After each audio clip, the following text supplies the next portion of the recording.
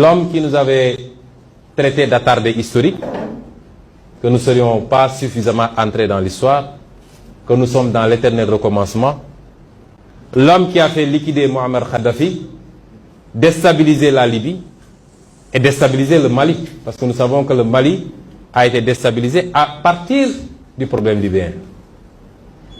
Cet homme-là, aujourd'hui, même la France ne veut plus, poursuivi d'ailleurs, cet homme est fréquent au Sénégal. Je vous dis que sa dernière visite en date, c'était du 10 au 14 juin.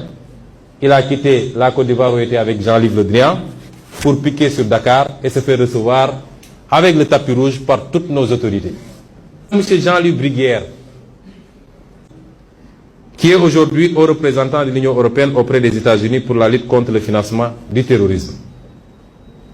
Ce monsieur s'est doté d'un cabinet de conseil en matière de lutte contre le terrorisme et a signé des contrats juteux un peu partout en Afrique.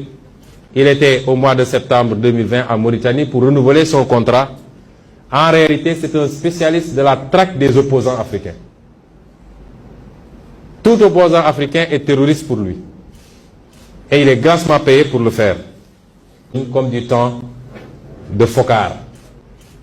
Parce que les méthodes sont maintenant beaucoup plus vicieuses. Mais elles n'en sont pas pour autant complètement annulées.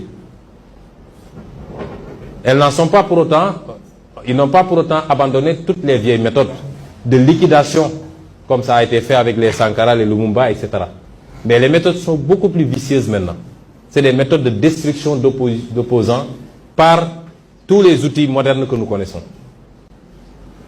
Aujourd'hui, Macky Sall a ouvert la porte à des sociétés de mercenaires.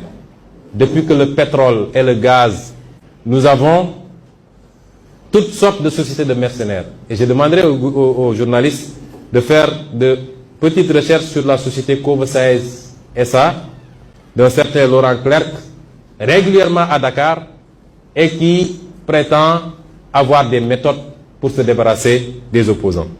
Nous avons besoin de gens qui investissent en respectant les lois de ce pays, réaménagées d'ailleurs,